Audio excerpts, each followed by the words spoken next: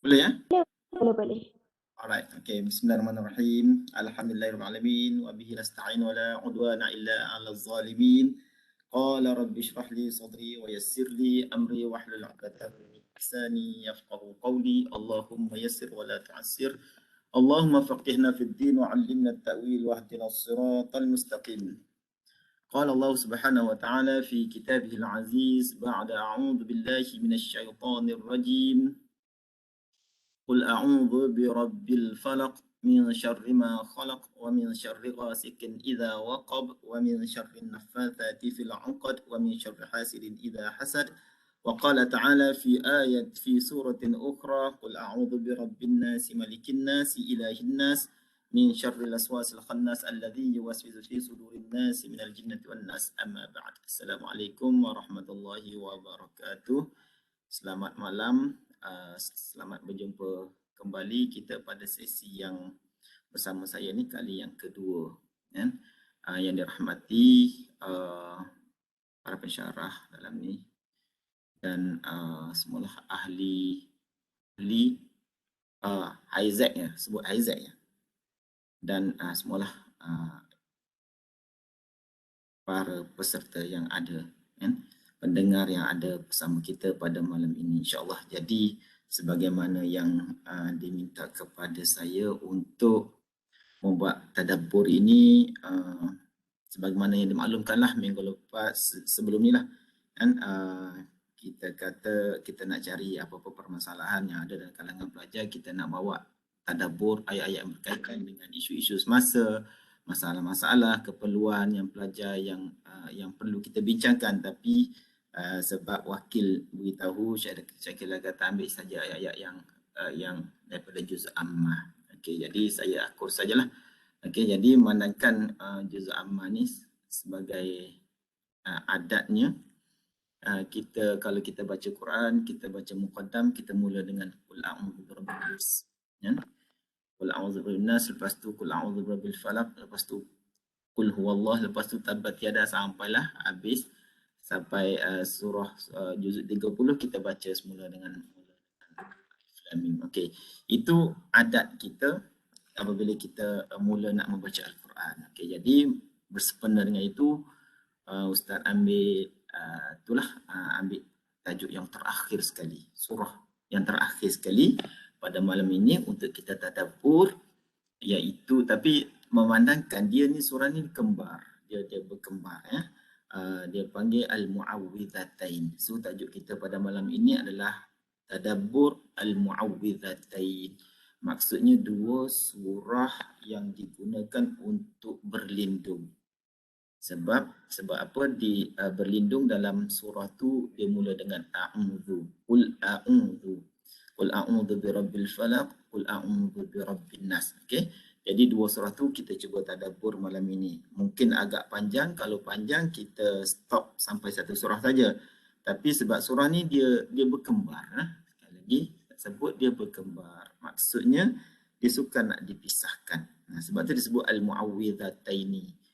Mu'awwidhatain ni maksudnya dua surah. Itu nama dia.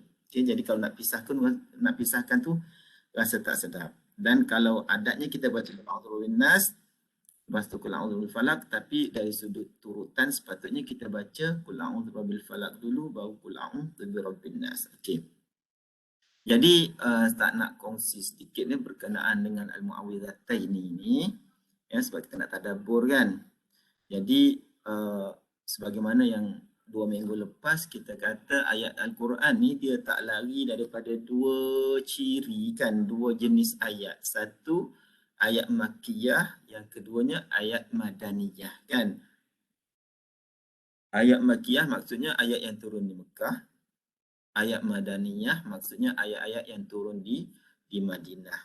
Ayat yang turun di Mekah selama 13 tahun, ayat yang turun di Madinah berlaku dalam tempoh 10 tahun, iaitu selepas daripada hijrah. Dan kalau kita tengok sebelum ni juga kita dah sebut dalam muqaddimah dulu, surah Makkiyah ada ciri dia, surah Madaniyah ada ciri dia. Jadi dalam surah Makkiyah ni dia sifat dia pendek-pendek. Pendek-pendek. Jadi kalau kita tengok surah yang kita nak tadabbur malam ni pendek saja. Qul a'udzu birabbil falaq min syarri ma khalaq wa min syarri ghasiqin idza waqab wa min syarri naffatsati fil 'uqad wa min syarri hasidin idza hasad. Ya. Pendek saja kan. Jadi kalau kita tengok ada berapa ayat situ? Hanya ada 5 ayat saja. Qul a'udzu birabbin nas ada 6 ayat saja. Pendek saja. Sebab apa? Sebab dia turun di Mekah. Kenapa? Sebab masa tu Mekah orang tak nak dengar. Dan kalau cerita panjang-panjang, orang Mekah ramai musyrik dia tak nak dengar ayat-ayat Al-Quran. Kalau baca ayat panjang dia orang lari. Okay? Jadi Allah Ta'ala dia tahu sifat manusia macam mana. Maka ayat-ayat yang turun di Mekah semuanya pendek-pendek. Jadi tak sempat nak lari dia orang dah dengar. Dia orang dah dengar. Jadi bila dengar dia orang faham. Bila faham kadang-kadang hati mereka terjentik. Terjentik dan terdetik untuk merasa tadabbur Al-Quran itu sehingga menyebabkan akidah mereka berubah daripada musyrik menjadi beriman. Okey. Jadi itu adalah ciri surah Makkiyah lah, surah pendek. Dia tak baca surah-surah yang panjang. Dan ciri yang kedua kita sebut juga sebelum ini, saya ulang balik ni sebabnya ada kaitan dengan kandungan surah ni lah. Okey. Jadi kalau kita tengok dari sudut kandungan tadi, dari sudut bentuk ayat pendek-pendek. Yang kedua, ayat Makkiyah ni, dia kebanyakan kandungan dia tak suruh buat apa-apa pun. Dia hanya nak tanamkan keimanan. Perkhabaran, cerita akhirat, cerita syurga, cerita neraka. So kita dengar cerita ni tak ada apa-apa pun. Yang paling ada kesannya, mungkin ada reaksi kita. Kejut, kita rasa suka, kita rasa sedih, kita rasa takut. Itu saja. Kita rasa macam nak bertindak sesuatu. Okay? Itu maknanya dalaman saja. Okay, jadi surah Makkiyah ni dalam surah kedua-dua surah ni juga dia tidak ada perintah nak suruh sembahyang ke, tak ada. Nak suruh puasa ke, tak ada. Itu ayat-ayat yang turun dalam di Madinah, yang mana di Madinah ni orang dah stabil, iman mereka dah mantap, tinggal lagi mereka nak beramal. Maka ayat-ayat Madinah sahaja yang berbentuk perbuatan, membentuk perbuatan dan amalan. Okey. Tapi bukan bermakna ayat-ayat Makkiyah ni tak ada amalan langsung, tak. Masih juga ada, tapi syariat itu mula berlaku, mula disyariatkan apabila iman kita telah mantap. Jadi iman itu mantap apabila orang Islam berpindah ke Madinah. Okey. Jadi dalam kedua surah ni, surah Al-Falaq dengan surah An-Nas ini, dia ada membawa perkhabaran, cerita. Dia bawa cerita, dan cerita-cerita ini adalah benda yang gaib.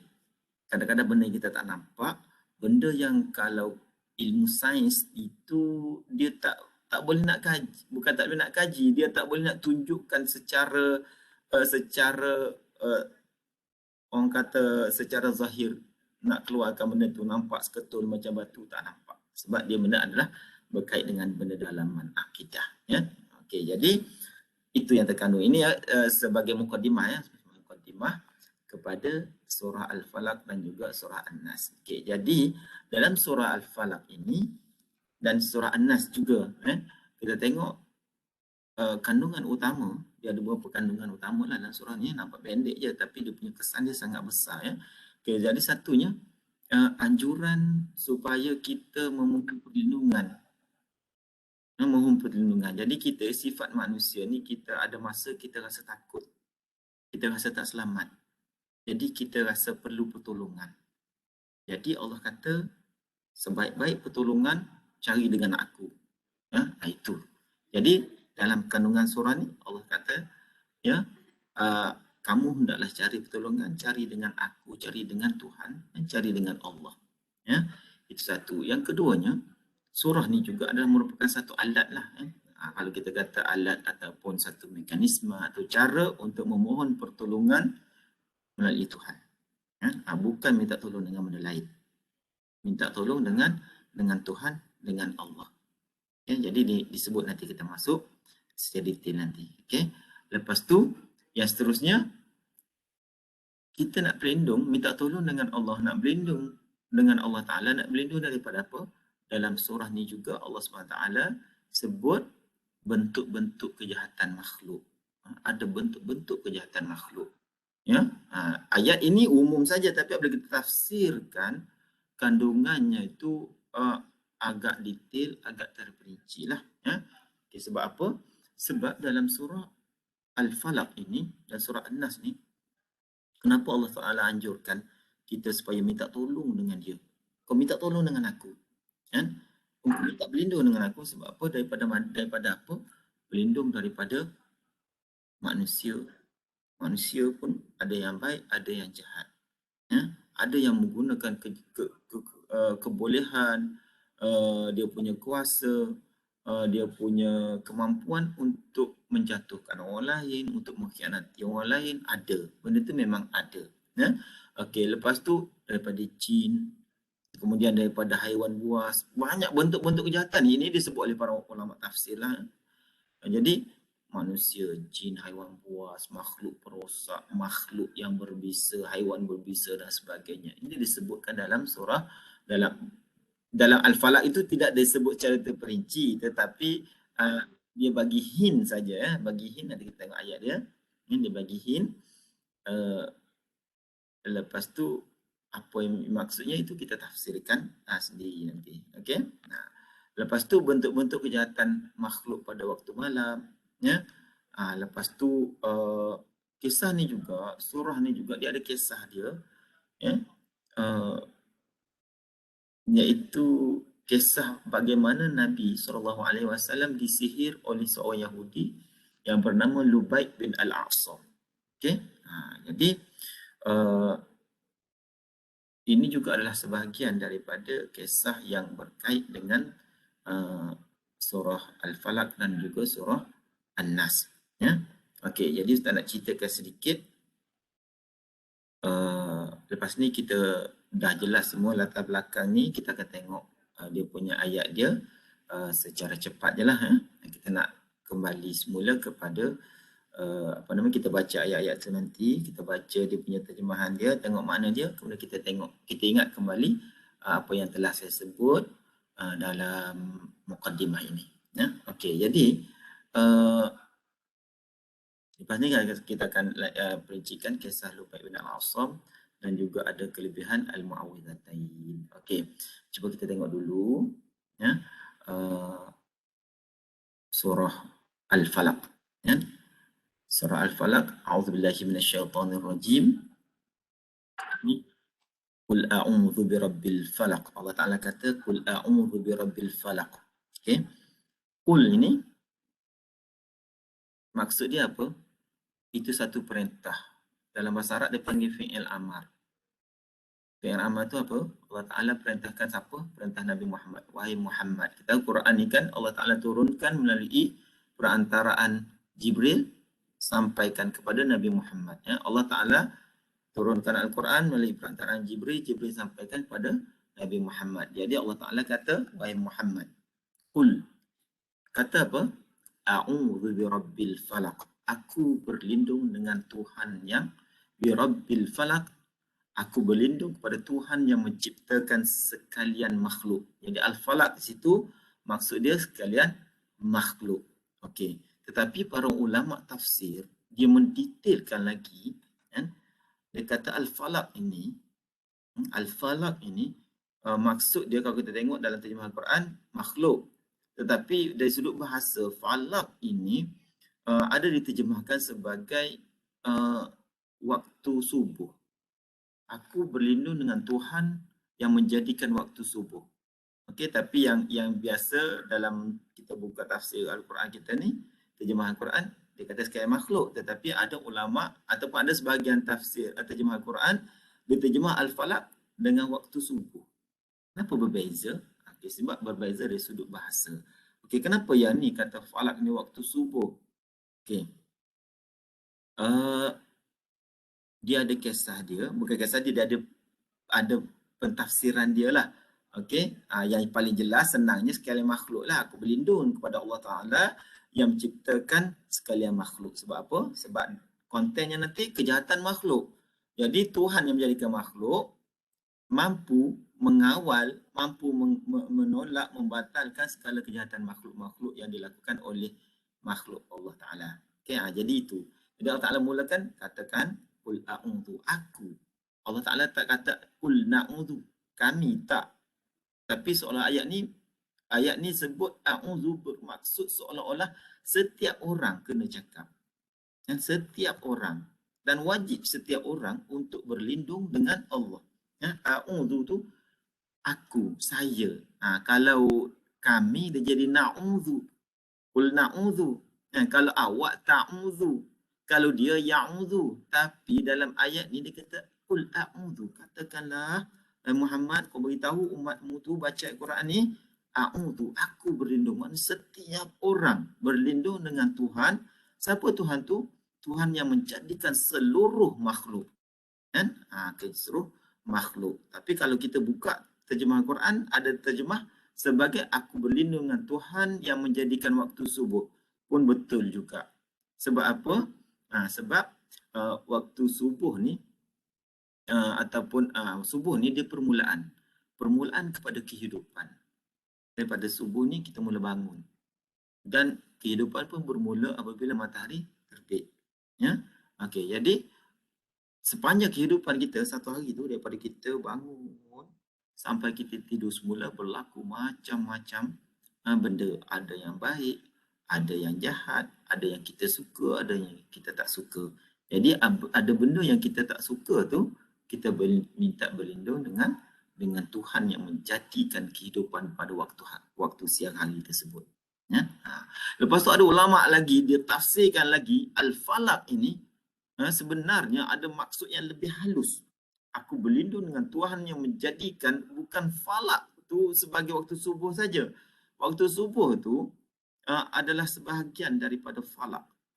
Falak ni dia kata, nak jelas lagi, waktu falak ni ialah setiap benda yang terbelah. Macam tu. Aku berlindung dengan Tuhan yang menjadikan setiap yang terbelah. Apa maksud yang terbelah tu? Falak ni terbelah. Terbelah ni maksud dia ialah kehidupan, setiap kehidupan dia akan bermula dengan terbelah, terpecah. Macam mana tu tak faham. Okey. Jadi maksud dia falak ni ialah, dia tengok setiap kehidupan akan bermula dengan satu pecahan. Contohnya biji benih. Pokok tu nak tumbuh, biji benih tu dia akan pecah. Dia akan pecah, keluar dia punya tunas, dia punya daun. Ya. Jadi biji tu di cotyledon, kita sebut sains kan, dia terpecah dua, keluar pokok. Tu falak, maka bermulanya kehidupan pokok. Kalau subuh tadi kita tengok, waktu malam gelap gelita, tetapi apabila datangnya keluarnya fajar, dia keluar fajar ni, dia keluar melintang. Cahaya tu keluar macam satu tali yang melintang, seolah dia membelah kegelapan malam jadi cerah. Daripada cahaya tu keluar sikit, dia membelah kegelapan malam. Daripada kegelapan itu lahirnya siang, daripada siang itu bermulanya kehidupan. Contoh lain kita kata, yang menjadi sumber kepada kehidupan manusia ialah air. Air datang daripada mana? Air ni kalau kita gali dalam tanah, dia akan keluar dari satu rekahan. Rekahan tanah yang disebut sebagai mata air. Ataupun yang kita tak nampak, tak kenal lah mata air tu macam mana, Ustaz tak pernah tengok pun. Tapi tengok sungai, macam mana sungai? Sungai itu adalah laluan air yang membelah di antara dua tebing. Dia belah bumi, wujudnya dua tebing, di tengah-tengahnya sungai. Maka itu terbelah. Maka daripada belahan itu lahirnya kehidupan manusia, kehidupan haiwan, kehidupan tumbuh-tumbuhan. Okey. Jadi ringkasnya Al-Falaq ini membawa beberapa maksud yang mewakili kepada kehidupan. Maknanya kehidupan itu bermula dengan falak. Jadi aku berlindung, Allah Ta'ala ajar kita saya berlindung dengan dia, yang mana sifat Tuhan itu adalah menjadikan semua sekali benda yang hidup yang ada itu adalah bermula daripada Allah Subhanahu Wa Taala. Jadi kalau Allah Ta'ala boleh buat benda tu, daripada tak ada kepada ada, daripada mati, daripada tak ada kepada hidup, ya, maka segala benda yang berlaku, yang dilakukan oleh benda hidup itu Allah Ta'ala mampu mengawal dia. Allah Ta'ala boleh kawal benda tu. Kalau benda tu, orang kata kalau manusia tu jahat, kejam, kuat sangat, hebat sangat, tapi Allah Ta'ala lebih hebat sebab Allah Ta'ala menciptakan dia dan Allah Ta'ala boleh menghilangkan kehebatan itu. Jadi berlindunglah dengan Allah yang menjadikan manusia yang jahat tadi. Ya? Kalau Allah Ta'ala kalau kita berlindung dengan falak itu kehidupan tu kita anggapkan sebagai kita takutkan pada seekor singa yang ganas, maka siapa yang menjadikan singa itu? Yang menjadikannya adalah Allah juga. Jadi Allah Ta'ala Tuhan tu adalah pencipta pada singa. Allah Ta'ala boleh boleh jinakkan seekor singa yang garang. Jadi apa-apa pun Allah Ta'ala kata, engkau beritahu Muhammad, aku berlindung dengan Tuhan yang menjadikan segala kehidupan, yang menjadikan manusia. Okey. Jadi itu saranan Allah SWT. Bukan saranan, maknanya satu perintah Allah SWT kepada kita supaya kita sentiasa berlindung dengan dia. Ya? Okey. Yang kedua Allah Ta'ala kata, min syarri ma khalaq. Aku nak berlindung apa tadi?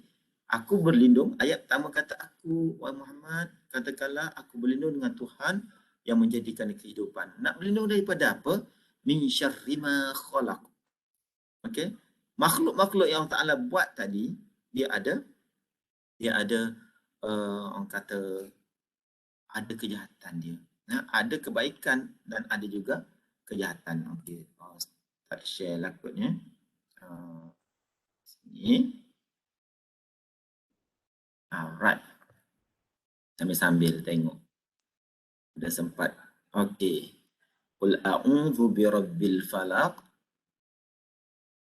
Bila tak buat slide pun, cuma ada sekadar untuk put loss lah. Okey, alright. Okay, jadi min syarri ma khalaq, daripada kejahatan makhluk-makhluk yang Allah Ta'ala cipta sendiri. Okay? Jadi aku jadikan makhluk, kejahatan mereka tu, kau jangan risau, kau minta lindung dengan aku akan lindungi kamu. Okay? Dan bilakah benda ni, kejahatan makhluk ni akan berlaku?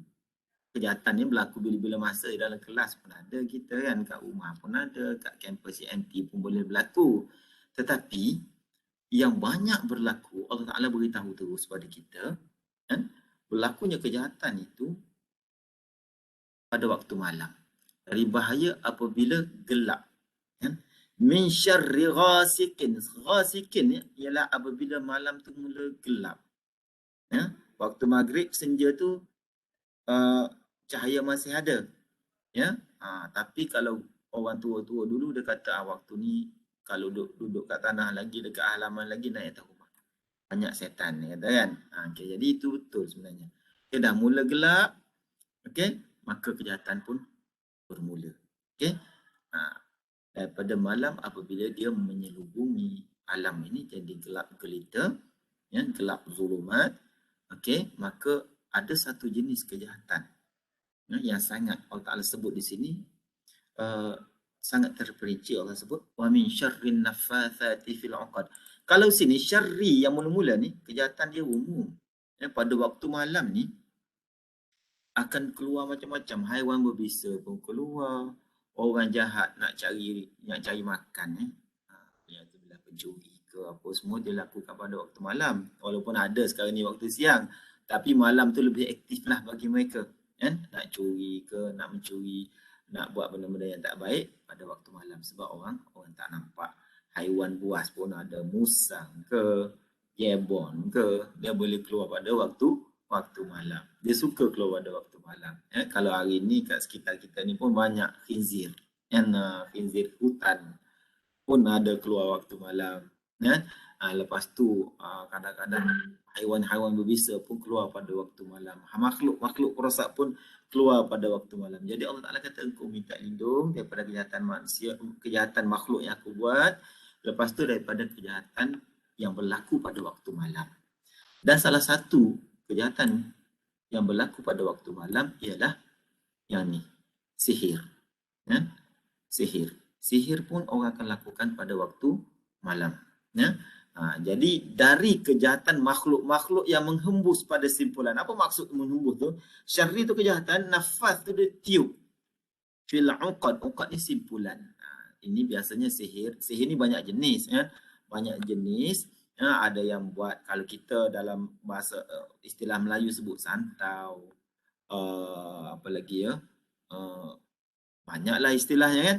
Okey, jadi yang ni sebutlah salah satu cara sihir tu ialah dia buatkan satu simpulan pada tali, dia niatkan pada sesiapa, kemudian ada pula kadang-kadang dia ambil pakaian kita ke, ambil rambut ke, ambil apa-apa sajalah, tisu ke, gambar ke, yang banyak yang hari ni dekat Facebook dan sebagainya boleh ambil gambar dengan mudahnya, maka dia lakukan sihir, hantarkan pada tuannya. Jadi ini disebut dalam Al-Quran. Sebab Al-Quran kejahatan ini memang wujud. Dan kalau kita telusuri balik kisah sihir dalam Al-Quran, banyaklah. Ada satu kisah sihir yang melibatkan para malaikat dan sebagainya. InsyaAllah kita kongsi lain kalilah cerita pasal sihir itu.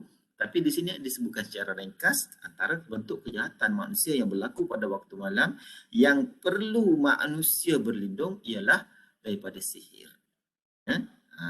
Sihir ni apa bila biasanya kenapa orang sihir?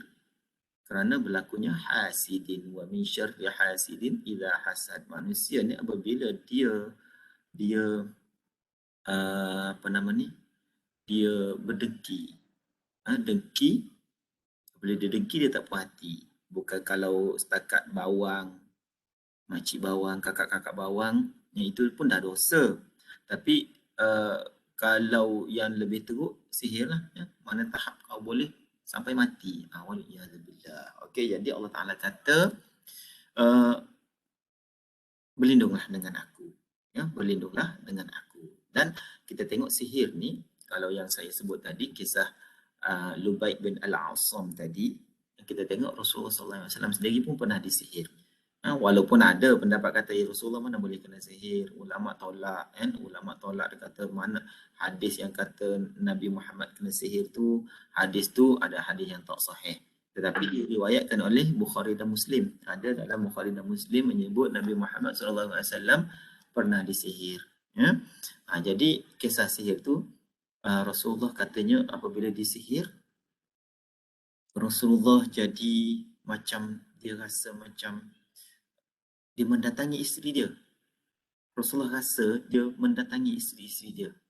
Sedangkan tak berlaku, tapi dia rasa macam, dia rasa macam aku bersama dengan isteri dia. Bersama dengan isteri, tapi tak, benda tu tidak.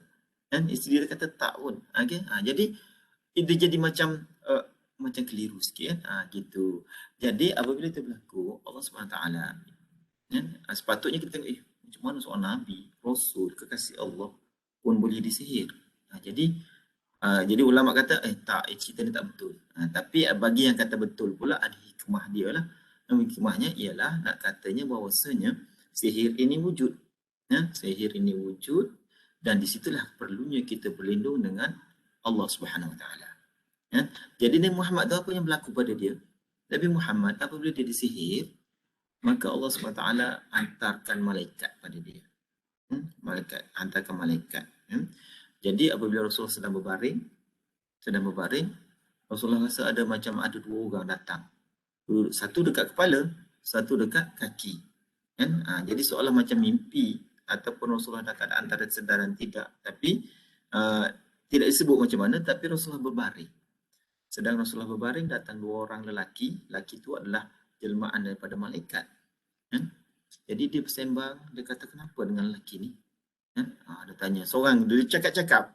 Macam mana seorang lelaki pertama yang kat kepala ni bercakap. Dekat kaki jawab. Dia kata, lelaki ni telah disihir. Apa yang telah disihir? Macam mana dia sihir? Disihir dengan menggunakan sikat dan juga rambut. Lepas tu, di mana dia letakkan benda tu?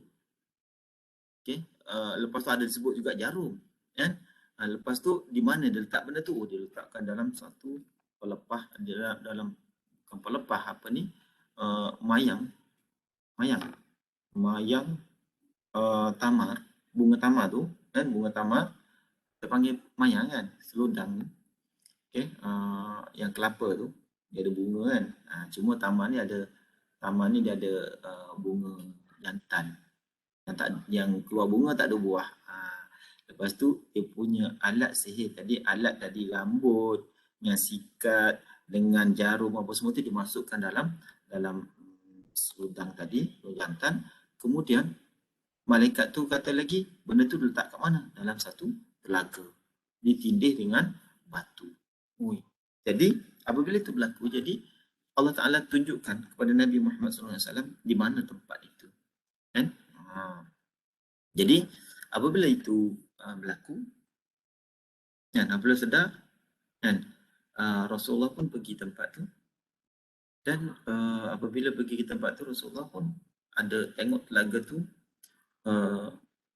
ada batu, dia angkat batu, ambil benda tu, ambil benda sihir tadi, kan, sahabat ni, ambil, lepas tu dibacakan.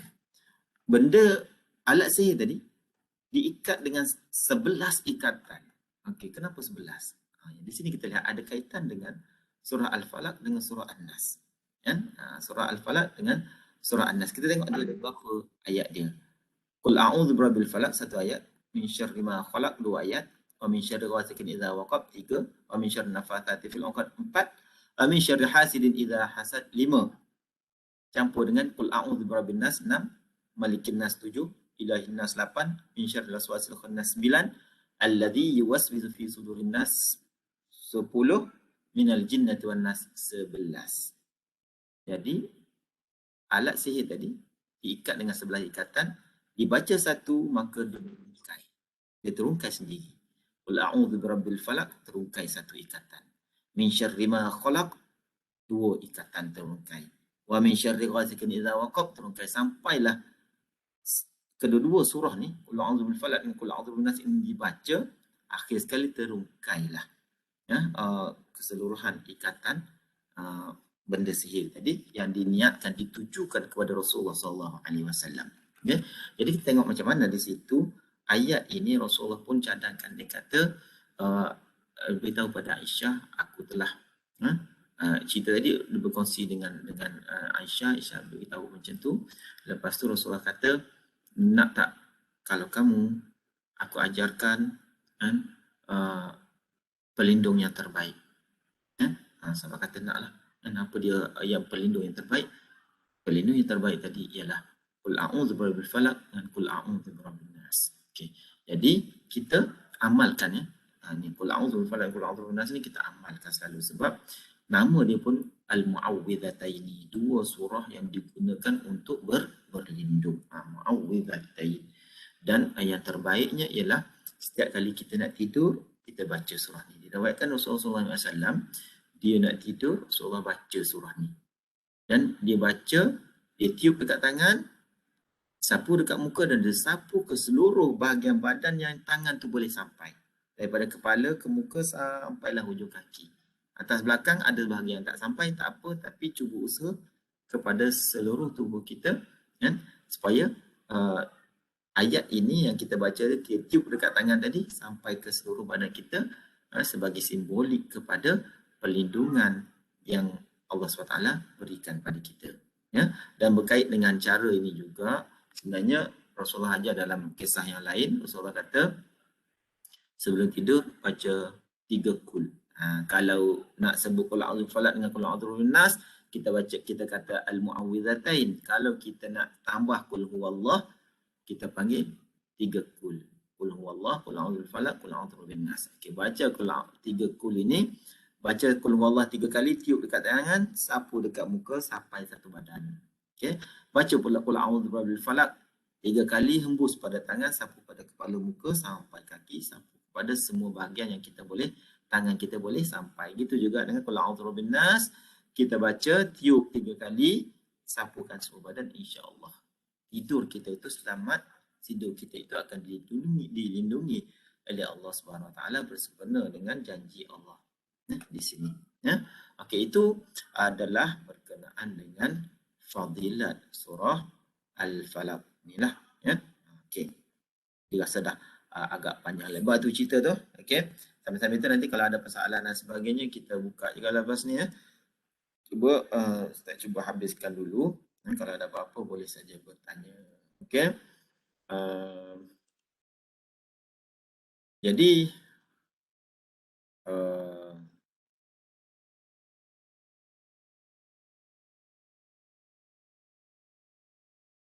uh,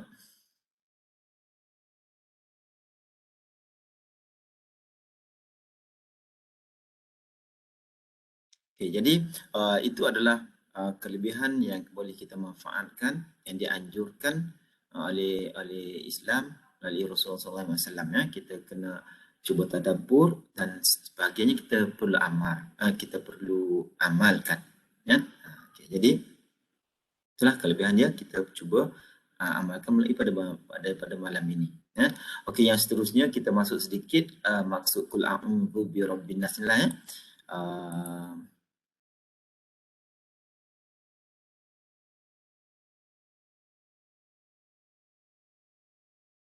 Okey, yang qul a'udzu birabbin nas ini maksud dia sama juga. Qul, katakanlah wahai Muhammad, a'udzu birabbin nas. Okey, tadi apa beza ya? Kalau kita tengok kenapa dia tak cantumkan terus antara qul a'udzu surah al-falaq dengan surah an-nas. Okey, dia kejahatan yang berbeza sebenarnya. Ya, kalau kita tengok qul a'udzu bil falaq tadi, dia lebih bersifat umum. Segala kejahatan makhluk. Segala kejahatan makhluk, manusia ke, jin ke, apa nama ni, haiwan ke, segala benda lah. Musibah ke, contohnya macam banjir ke, pokok ke, aksiden ke, maka terkandung dalam qul a'udzu birabbil falaq tadi. Tapi yang qul a'udzu birabbin nas ini dia lebih khusus. Kejahatan dia tertumpu pada dua jenis makhluk yang memang sifat dia sebagainya taat tapi sebagainya derhaka pada Allah SWT, iaitu manusia.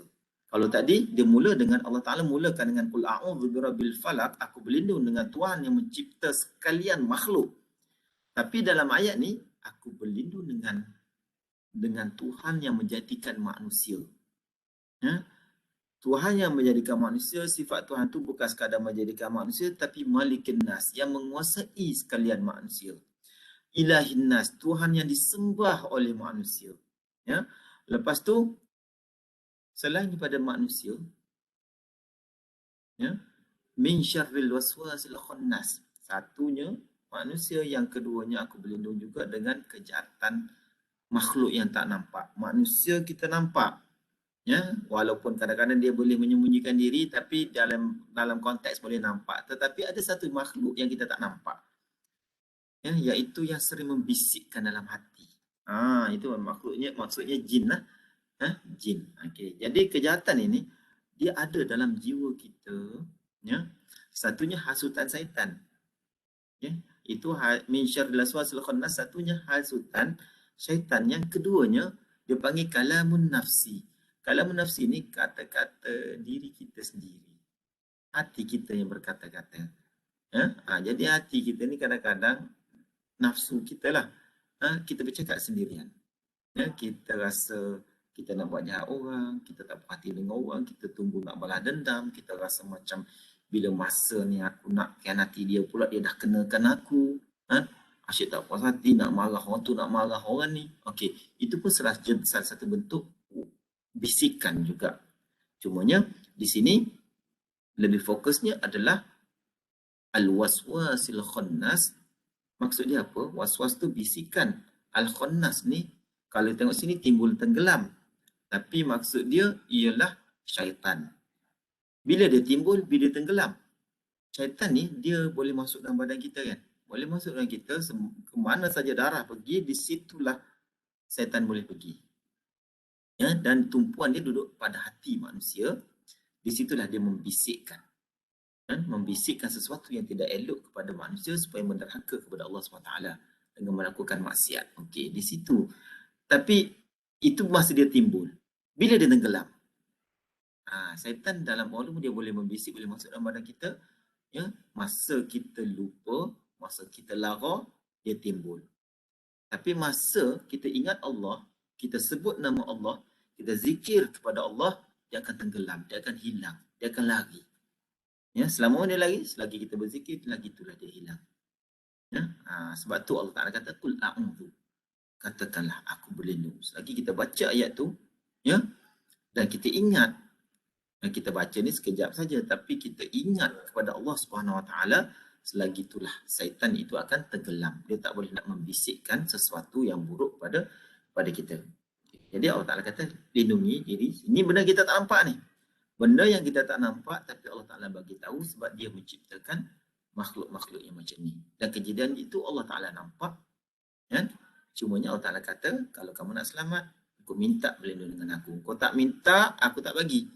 Kan? Sebab Allah kata, aku beri kepada yang minta saja. Doa ke, perlindungan ke. Allah Ta'ala kata, minta. Aku bagi kau mulut, aku bagi kau hati, aku bagi perasaan, bagi iman.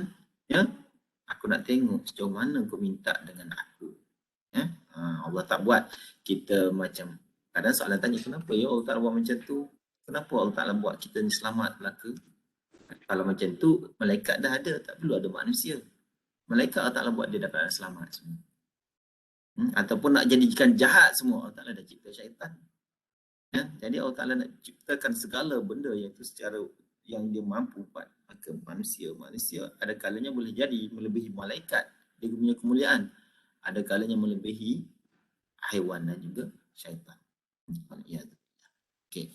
Jadi kejahatan ini dia berbisik fi sudurin nas, dalam dada manusia. Di situ letaknya hati dan perasaan kita.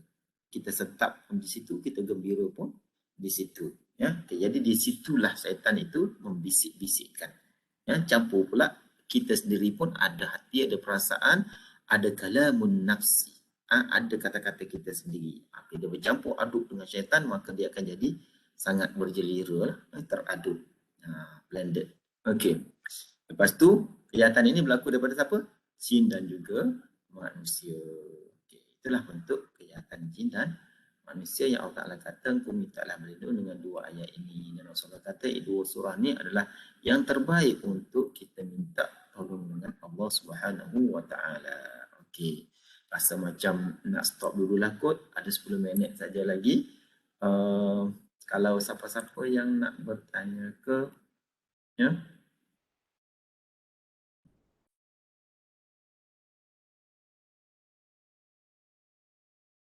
ada ke?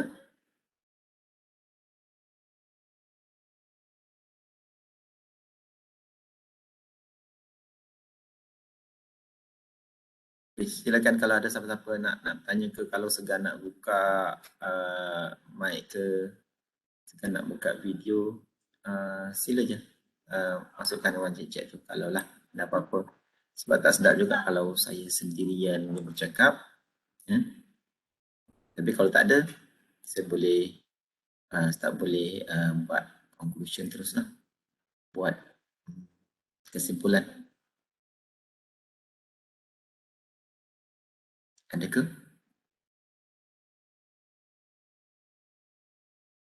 Ustaz. Ya, silakan.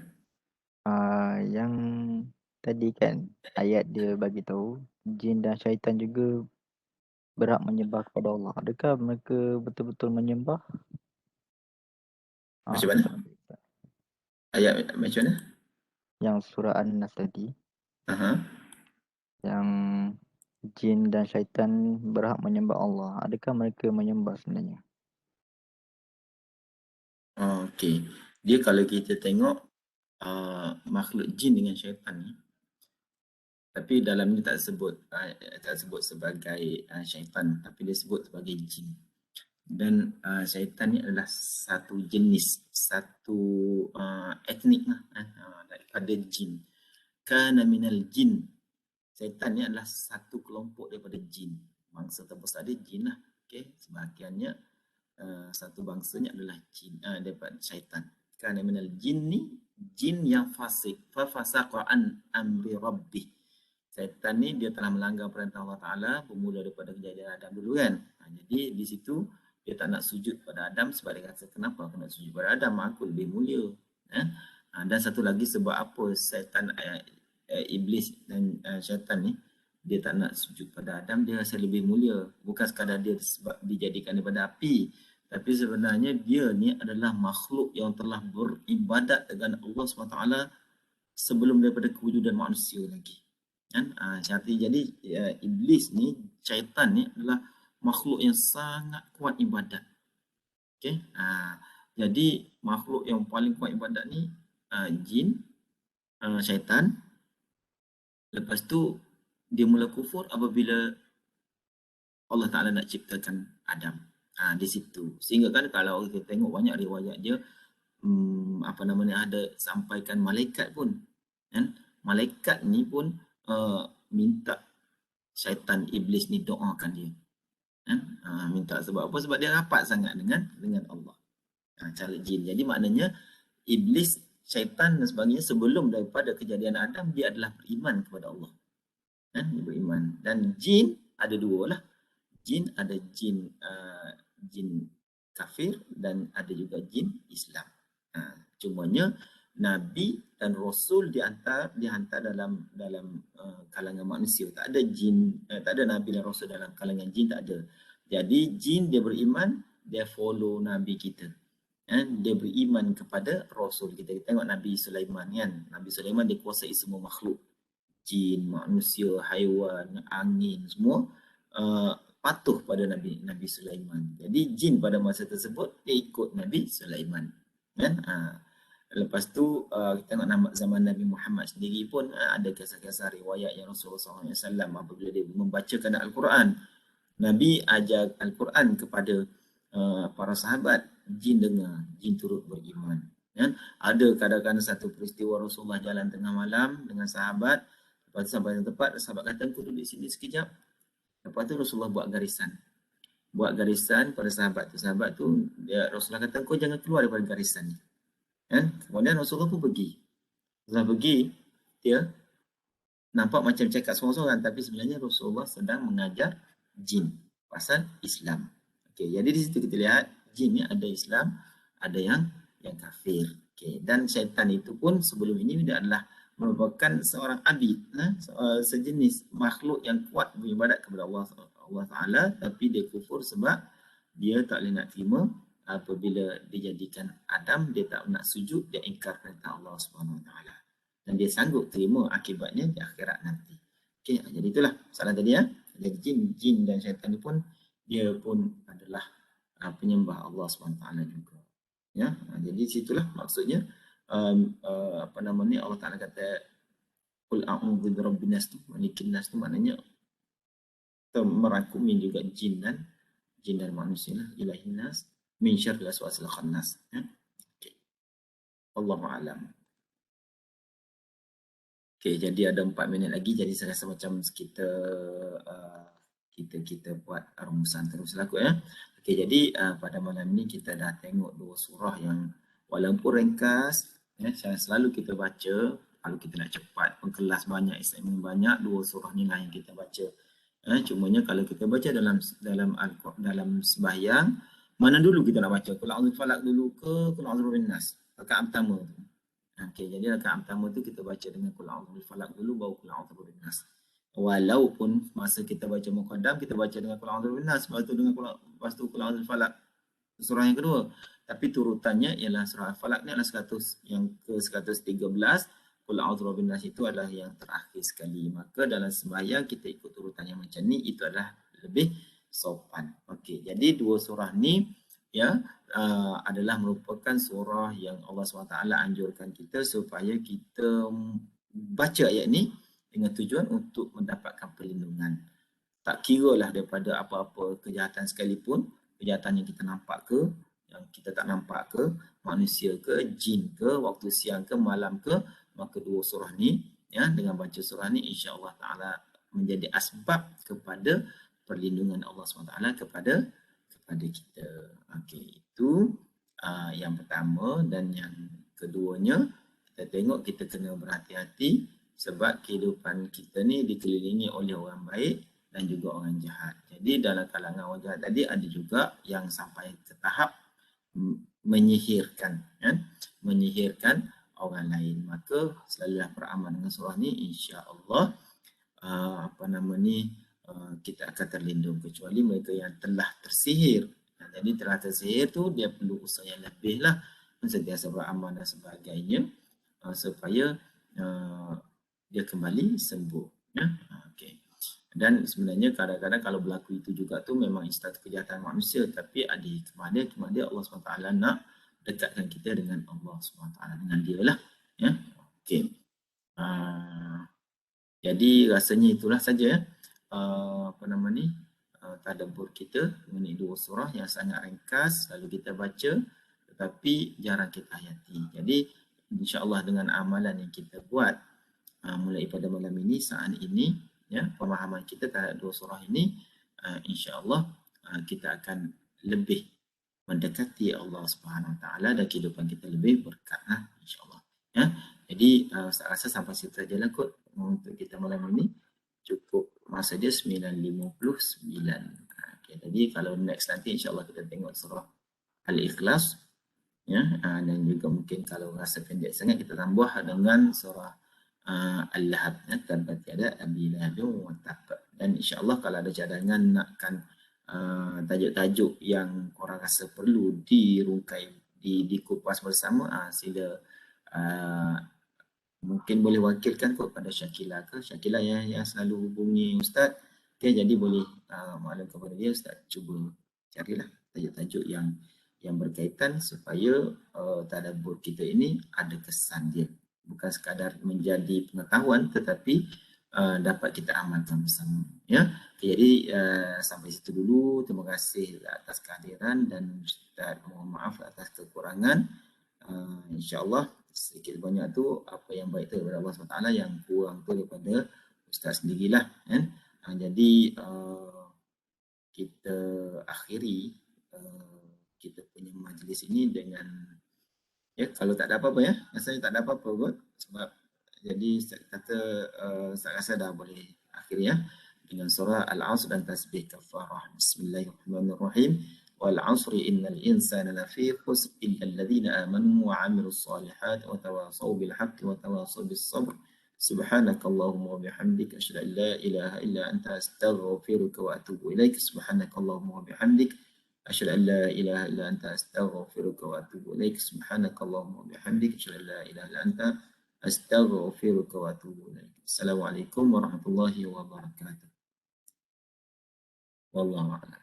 عفوا.